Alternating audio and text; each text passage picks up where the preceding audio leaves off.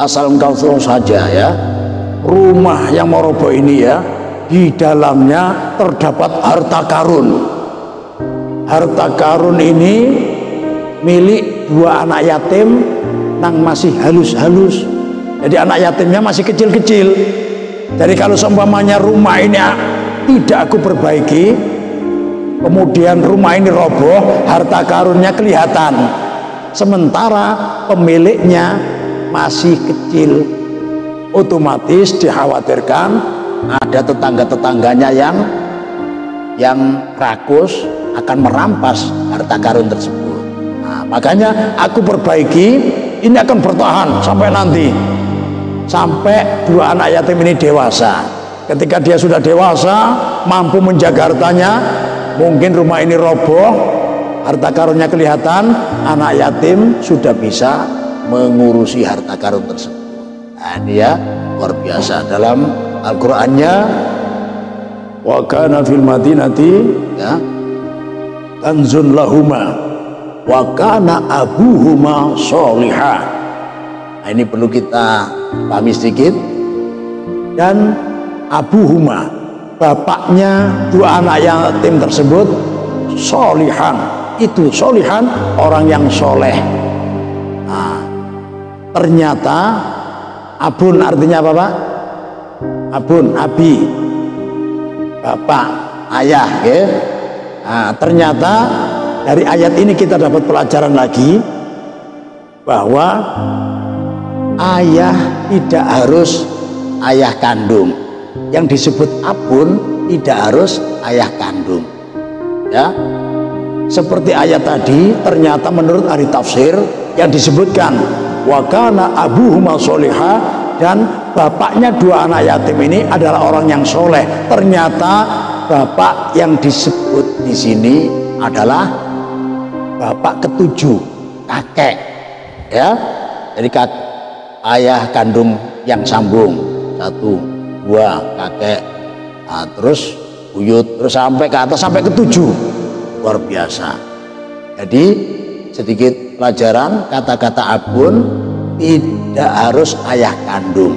Seperti contoh di sini, kadang kakek ketujuh disebut abun ya, ini istilah Arab. Terus kadang pamannya disebut abun, sebagaimana Rasulullah kalau manggil Abu Thalib abi, memanggil Al-Abbas paman Rasulullah abi juga. Nah, mungkin termasuk Abu Lahab dipanggil abi juga karena paman. Nah, ini ya. Nah, makanya di sini mohon maaf sedikit menyelamatkan akidah kita. Jangan sampai diantara kita terpengaruh dengan paham yang mengatakan Bapak Nabi Muhammad berada di neraka. Jangan sampai terpengaruh ya. Hadisnya sahih, ketika para sahabat, ada sahabat yang bertanya, ya Rasulullah, aina abi, di mana bapakku? Rasulullah menjawab, abuka finnar, bapakmu di neraka, karena memang dia belum beriman. Ketika sahabatnya mendengarkan bapaknya di neraka, langsung sedih. Disinilah kecerdasan Rasulullah. Rasulullah berusaha menghilangkan kesedihannya. Nah, beliau langsung memanggilnya lagi, ta'al, sini. Beliau langsung bersabda, inna abi wa abaka finnar, bapakku dan bapakmu di neraka. Akhirnya sahabat tadi mulai ringan, oh bapaknya Rasulullah juga di neraka. Tapi siapa yang dimaksud abi di sini? Bukan bapak kandungnya. Mustahil kalau Sayyid Abdullah bin Abdul Muthalib masuk neraka, ini tergolong mustahil ya, karena firman Allah Subhanahu wa taala menerangkan dalam hal ini, wa taqallubuka fis sajidin, adapun perpindahan-perpindahan cahayamu dari orang-orang yang sujud, dari orang-orang yang hanya menyembah Allah. Tidak pernah ada satupun dari nenek moyang Rasulullah yang mensekutukan Allah, musyrik dan lain sebagainya ya. Bagaimana dengan Nabi Ibrahim? Jelas dalam Al-Quran ya, wa idh qala Ibrahimu li abihi azara ya, ketika Nabi Ibrahim berkata kepada bapaknya, li abihi, kepada bapaknya Azar yang bernama Azar. Kembali lagi istilah Arab, ternyata Azar ini juga bukan ayah kandungnya ya. Azar adalah saudara bapaknya Nabi Ibrahim, jadi bukan Ibrahim bin Azar, tidak, Ibrahim bin Tarikh. Bapaknya Nabi Ibrahim namanya Tarikh. Jadi Azar saudaranya, pamannya ya, disebut Abi ya. Atattakhidhu asnaman alihah, apakah engkau membuat patung sebagai Tuhan? Nah, ini Azar.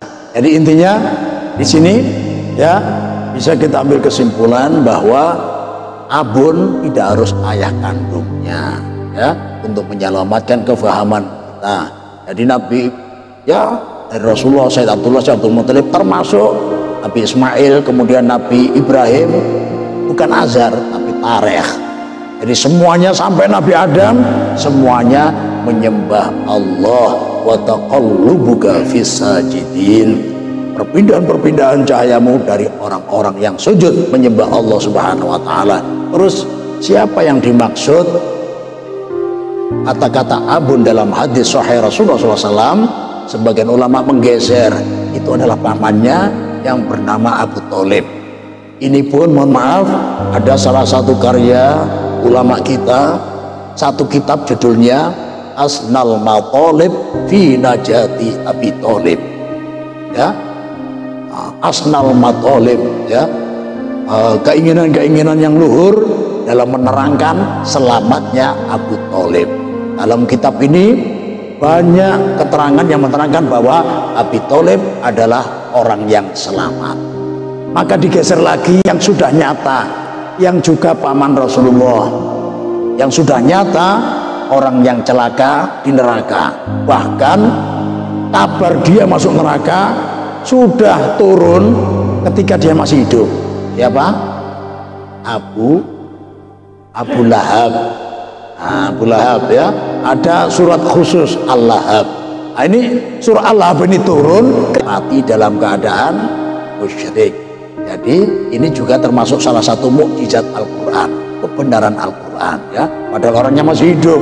Ini seburu-buru orang ya, orang masih hidup, kabar masuk neraka sudah turun ya, luar biasa.